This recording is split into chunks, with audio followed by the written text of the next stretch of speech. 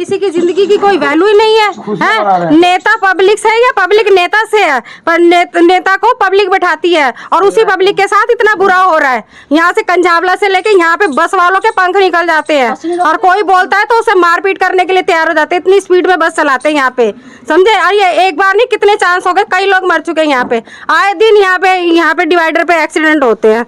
ये कोई तरीका थोड़ी, किसी का तो बच्चा चला गया, आपको 15 अगस्त की पड़ी है, 15 अगस्त भी मनाई है ना, किसने रोका है, लेकिन 13 तारीख को कांड हुआ और 15 अगस्त 15 तारीख को था, 2 दिन के बीच में पुलिस को इतना टाइम ही नहीं मिला, इतनी बिजी हो गई। किसी नेता के ऊपर कोई आफत आएगी तो सारी फोर्स खड़ी हो जाएगी वहाँ पे जाके, कोई बोलने वाला नहीं है। पब्लिक को बेवकूफ समझ रखा है क्या? जरा है ना, मेरा भाई खोया है मैंने, मैं किसको राखी बांधूंगी अब, ये बता मुझे। अभी तेरा सारा समझ में आ रहा है आप सबको। अभी उसका 4 अगस्त को जन्मदिन था, 9 अगस्त को राखी थी, अब मैं हम किसको राखी बांधेंगे? अभी बिल्कुल जन्मदिन के जस्ट बाद मरा हुआ है वो। ऐसे थोड़ी ना होता कि वो प्रशासन कुछ कर सकता था ना, वो हॉस्पिटल एडमिट कर सकते थे ना, इलाज शुरू कर सकते थे ना, एडमिट भी नहीं किया, एडमिट तक उन्होंने हमसे डिटेल मांगी उससे। पंजाब खोर गांव और दुर्गा इनक्लेव दोनों को मिला के 3 लोगों का एक्सीडेंट हुआ है और तीनों की मौत हो गई है। तीनों की मौत हो गई? तीनों की मौत हो गई है। सरकार जो है ये मौत का अड्डा बना दी है। ये तीसरा था, ये तीसरा था। आप यहाँ, ये दुर्गा इनक्लेव है ना, दिल्ली 81 है, आप चले जाइए, साथ में पंजाब खोर गांव है, पेट्रोल पंप और शिव मंदिर के बीच में 3 एक्सीडेंट हो चुका है। जैन साथियों, एक बहुत ही दर्दनाक खबर के साथ ये न्यूज़ हमें आपको बतानी पड़ रही है। आज हम दिल्ली के बवाना विधानसभा क्षेत्र में हैं। इससे जैसा कि आप घर का नाम दिख रहा होगा, जिनका बच्चा था, उनके पिताजी का नाम, आप ही का नाम है ना, राम सागर सोनी, श्यामल किशोर नाम है वो, श्यामल किशोर सोनी। और यहाँ का एड्रेस है दुर्गा इनक्लेव, पंजाब खोर, दिल्ली। तो ये बवाना विधानसभा क्षेत्र में आता है। 13 तारीख की शाम की घटना है। एक बच्चा था, करीबन 16 साल का नाबालिग बच्चा था, वो मैं का नाम था उसका, वो जो है कि दूध लेने के लिए साइकिल से जा रहा था, किसी अज्ञात कार वाले ने उसका जैसे कि ठोक करके चला गया, लेकिन उनको सही समय पे इलाज ना मिलने के कारण उसकी डेथ हो गई। इसी को लेकर के उनके परिवार है, उनके परिवार से बात करेंगे और जानेंगे। इनके पिताजी हैं, तो खड़े हो जाएंगे आप क्या? तो आपका ही लड़का था वो? एक ही था। एक ही लड़का था। तो ये बताइए, ये चीज़ें जब हुई तो हल्का सा पीछे आ जाइए, हल्का सा पीछे। और मैं आपको बता दूं, ये उनके पिताजी हैं, मैंग के पिताजी, इनका नाम है श्यामल किशोर सोनी। और ये व्यक्ति नेत्रहीन व्यक्ति है, मतलब आंखों से देख नहीं पा रहे हैं इनको। तो ये बताइए, जो घटना हुई है आपके बच्चे के साथ, तो कैसे हुई और कब हुई, बताइए आप। जी, यहाँ से करीब 6:15 में वो दूध लेने के लिए निकला था और ये करीब 6 बज के करीब 30 से 40 के बीच में एक्सीडेंट हुई है। और साइकिल से मतलब जा रहा था और गाड़ी वाले ने ठोक कर चला गया। और तो आपको किसने बताया कि एक्सीडेंट हुआ वहाँ पे? एक्सीडेंट ये वहाँ बगल में खेतों में काम करने वाले लोगों ने फिर बताया था। आपको इन्फॉर्म किया था? इन्फॉर्म किया था। तो किस हॉस्पिटल में मिलने के लिए गए थे बच्चे से आप? बच्चे से मिलने गया था महाराजा अग्रसेन, जो नरले में, बेगमपुर में, महाराज अग्रसेन, रोनी सेक्टर 22 में। तो वहाँ पे उसका इलाज चल रहा था क्या? इलाज वहाँ डॉक्टर ने कहा कि 8:30 तक उसकी धड़कन 8:30 तक उसकी धड़कन चल रही थी। 8:30 तक धड़कन चल रही थी। तो आप आओ, कोई आओ फिर बोलने के लिए, कोई आ जाओ, आप आ जाओ, कोई नहीं, आप बैठ जाओ। तो आप भी गए थे क्या? हाँ, महाराज अग्रसेन में गया था। वो आप भी गए थे। तो डॉक्टर ने कब उसको मृत घोषित किया था? वो तो अंदर ले आते ही मृत घोषित कर दिया था। गेट पे गार्ड ने बोला उसका धड़कन चल रहा है, लेकिन अंदर हॉस्पिटल के अंदर उसको मृत घोषित कर दिया था डॉक्टर। तो ये बताइए, जब उसका रोड एक्सीडेंट हुआ था, उसके कितनी देर बाद वहाँ पे वो गया था, लेके गया था? तो वहाँ पे तो हमारे तो खबर मिला 10 बजे रात को, हम तो बेगमपुर में रहते हैं। ओहो, मतलब घटना 6 बजे की है और आपको 10 बजे रात में मेरे को मैसेज। तो मतलब वो बच्चा तड़पता रहा, कोई देखने वाला नहीं, कोई सुनने वाला नहीं। उस टाइम हॉस्पिटल में पहुंचा था तो मेरे को फोन है, मैं वहाँ गया था। वो आप गए थे वहाँ? तो माता जी आप है क्या? माता जी तो आज ही हल्का सा आगे आइए, आ जाओ आप। तो आप ही का बच्चा था ना? मेरा ही बच्चा था। दुख दर्द तो खैर हम आपका दुख दर्द समझ सकते हैं, कितना दुख हो रहा होगा आपको, इसमें कुछ शक नहीं है। लेकिन क्या अभी तक कोई कार्रवाई नहीं हुई? पुलिस वाले ने कोई कार्रवाई नहीं कुछ करी भी है? नहीं, आज 5-6 दिन हो गया, आज तक कुछ भी सुनवाई नहीं कर रहे। तो आप लोगों ने उसका अंतिम संस्कार कर दिया आपने? कर दिए। कर दिया आपने। सरकार से क्या मांग कर रहे हो? और यहाँ की जो एमएलए है रविंद्र इंद्राजन से क्या मांग कर रहे हैं आप? किसी कोई मांग है आपकी? मेरा लड़का खाली इंसाफ दिलाइए। इंसाफ नहीं, ऐसा है कि वो मेरे घर का सिर्फ चिराग था। मैं ब्लाइंड हूँ। घर में मतलब कि 2 साल के बाद मतलब कि वो कमाने के लिए मतलब कि वो हो जाता। तो ऐसा है कि सरकार मेरी 2 लड़की है, 2 लड़की से मैं यही कर रहा हूँ कि सरकार या तो मतलब कि एक लड़की को कोई नौकरी दे, क्योंकि परिवार मेरा चलने वाला नहीं है। परिवार का वो चिराग था मेरा, और कोई सहारा नहीं है। बेटा अनहर हमारा बूढ़ी माई का दिन न जिएगा, पतो कर लिए। मतलब आपका पोता था वो? हाँ हमारा पोता है, मैं दादी जिंदा है, पोता मतलब गुजर गया। हमारा पोता है। तो बताइए किस तरह की घटना है कि अज्ञात व्यक्ति आता है, एक मासूम सा बच्चा साइकिल पे दूध लेके जा रहा था, उसको किसी भी व्यक्ति ने उसको मतलब गाड़ी से ठोक के चला गया, उस बेचारे की देहांत होगी।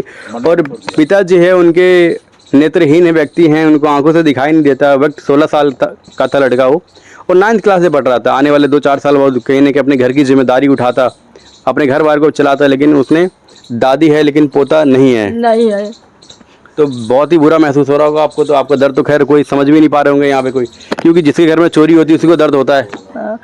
हमारा ये कह के जो हमारे बेटा पोतो के कैसे पालन होगी, पालन करेगा। हमारा पोता तो चल गया घर छोड़ के, उनके पोता के पालन करी से बेटा बता दो। तो यहाँ के निगम पार्षद कोई सहानुभूति दिया उन्होंने? कुछ बताया उन्होंने? थोड़ा हल्का सा आगे आ जाइए आप। कुछ बोला उन्होंने? कल वही ना आए थे खुशी। हाँ। तो उसने कुछ बोला आपको? कुछ बताया उसने? 2 दिन के लिए टाइम मांगे थे। 2 दिन का टाइम मांगा उसने? 2 दिन हो गया आज। मुझे समझ में नहीं आ रहा है, जैसे अगर किसी और का भी होता, बेटा अगर गुजरता तो उनका तुरंत पता चल जाता। हमारा भी इतना टाइम क्यों लग रहा है? 7-8 दिन क्यों लग रहे हैं? किसी और का होता तो उनका तुरंत निकल जाता। अभी किसी का चैन खोया था किसी एमएलए वगैरह में, उनका तुरंत 1 दिन बाद मिल गया था। मेरे भाई का भी एक्सीडेंट हुआ है, डेथ हो गई है, उनको अभी तक क्यों नहीं पता चला है कि कहाँ है वो? बस पुलिस वाले यही कह रहे हैं कि देख रहे हैं, हमारे स्टाफ अभी बिजी है। और सबका अगर किसी में बड़े में हुआ होता तो उनके स्टाफ नहीं करते क्या काम? तो पुलिस वाले का कुछ कोई समझ आयु में वायु का नहीं आ रहा, नंबर है क्या? नहीं समझ में आ रही है क्या हमारी? ये सब देख रहे हैं कि पुलिस वाले बस सोच रहे हैं ना, पुलिस वाले बस ये सोच रहे हैं कि सब कमजोर है, इनको दबा दिया जाए, बात करके टाल दे, लेकिन बात टालनी नहीं चाहिए। इकलौता मेरा भाई था वो। फोटो दिखाने को। तो आप देख सकते हैं पूरे परिवार कहीं ना कहीं गम में है। माता जी हैं, पिताजी हैं, भाई है, बहन है, हर कोई गम में, क्योंकि एक ही भाई था, घर का इकलौता भाई था वो भी भाई कहीं ना कहीं रोड एक्सीडेंट में बेचारा देहांत हो गया है। तो आप सोच सकते हैं दिल्ली पुलिस क्या कर रही है। दिल्ली पुलिस को अपनी जिम्मेदारी के तौर पे जो आईओ या फिर जो भी वहाँ के इंचार्ज है, उनको समझना चाहिए गरीब व्यक्ति के लिए कहीं ना कहीं कुछ बेहतर किया जाए, उनके इंसाफ के लिए आगे आया जाए।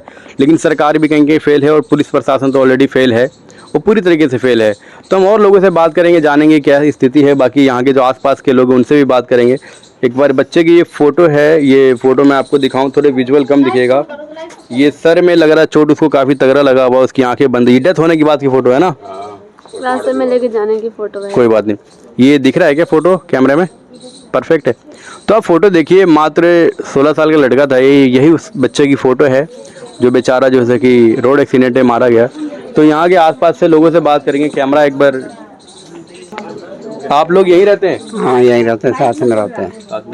तो क्या उम्मीद है, कुछ उम्मीद लग रही है सरकार से या पुलिस से? कि सरकार से तो अभी तक तो कोई उम्मीद नहीं लग रही है। उम्मीद नहीं लग रही है? अभी कोई उम्मीद नहीं लग रही है, क्योंकि आज तक वो दर्शन भी देने नहीं आए, अफसोस करने भी नहीं आए।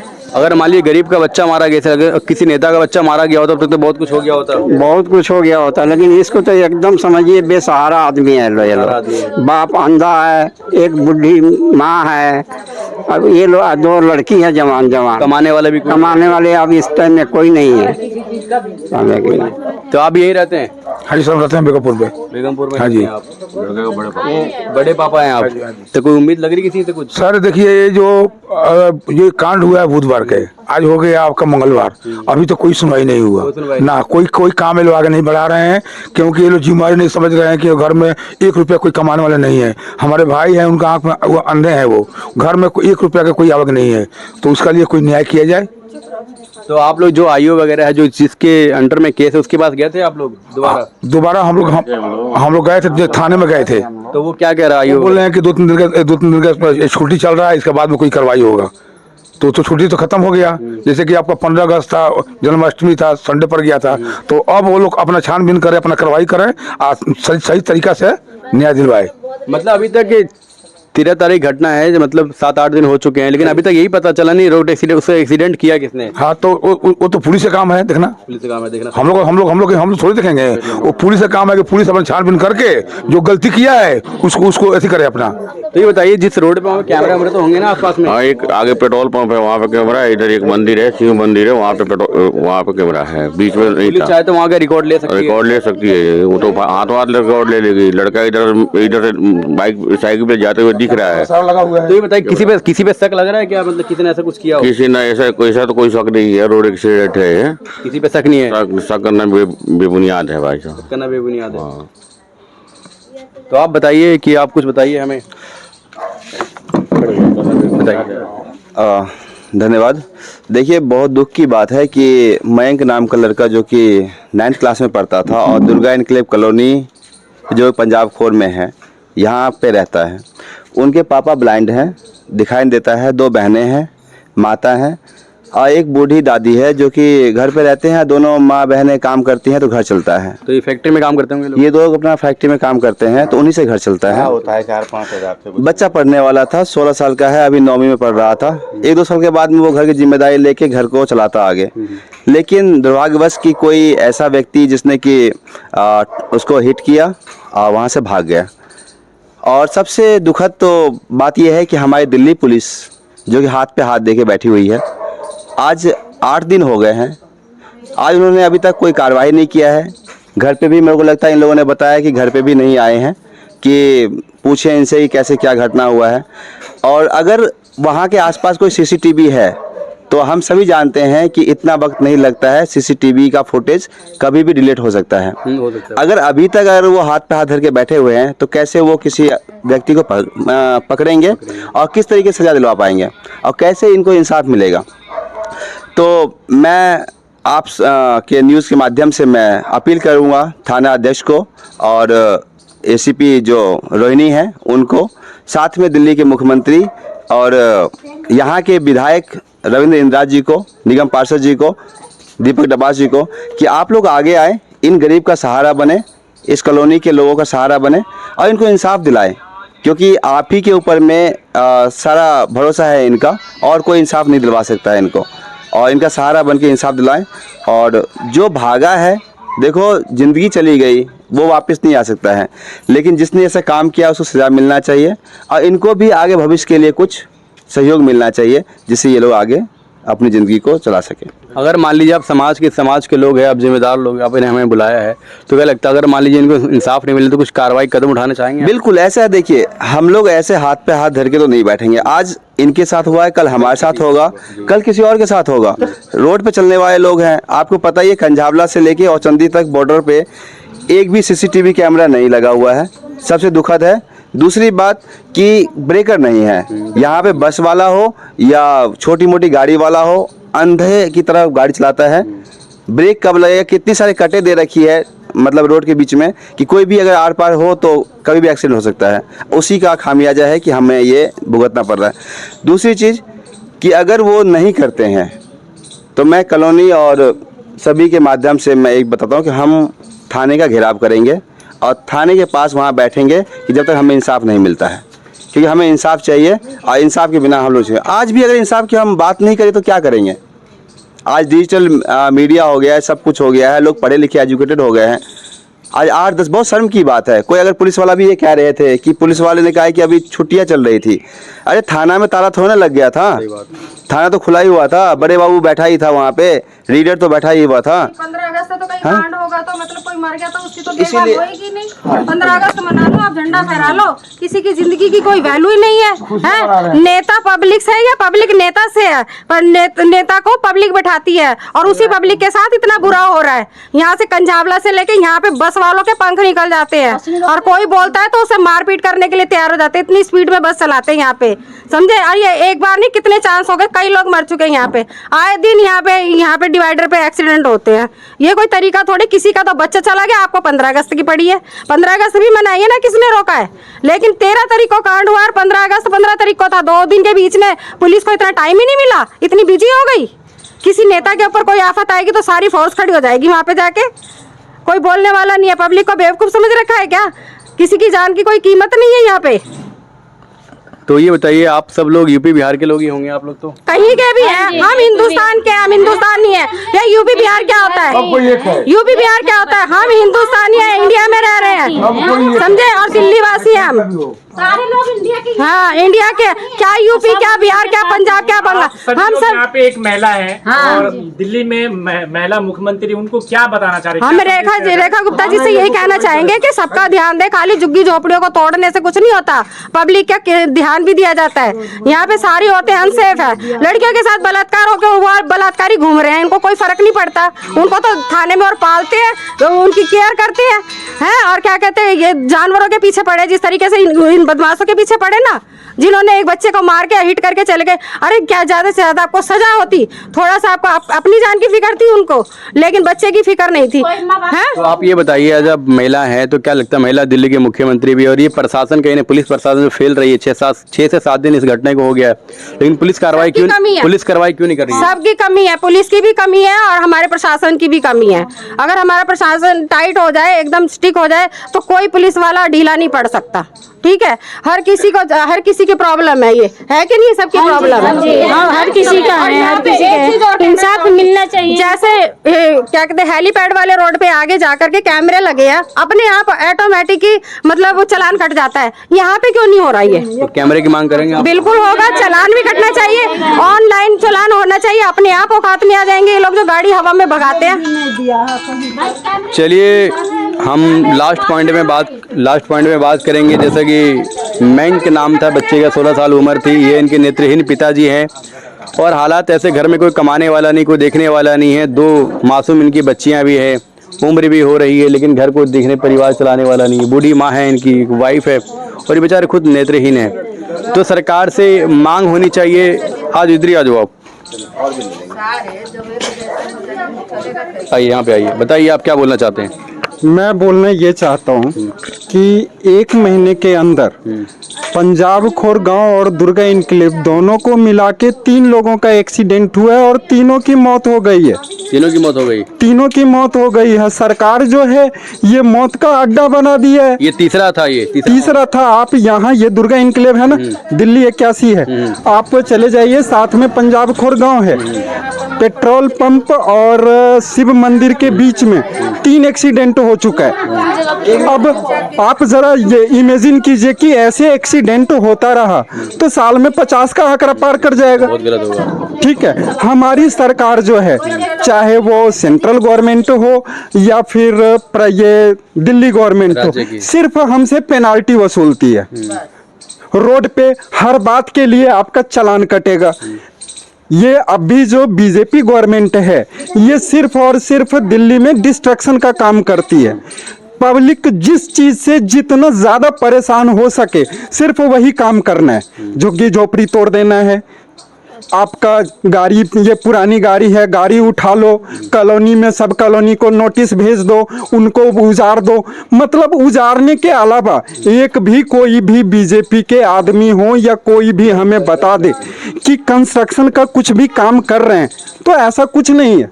अभी रिसेंटली हमें पता चला है कि जो हमारी बहन बेटी को बस में फ्री मिल रहा है वो भी रिस्ट्रिक्टेड होने जा रहा है। उसमें सिर्फ जो दिल्ली के वासी होंगे, जिनके पास आईडी प्रूफ होगा दिल्ली का, प्रॉपर दिल्ली का होगा, उन्हीं को मिलेगा। जो दिल्ली के वासी नहीं हैं वो तो पाकिस्तान के रहने वाले हैं ना, वो तो इंडिया के नहीं हैं।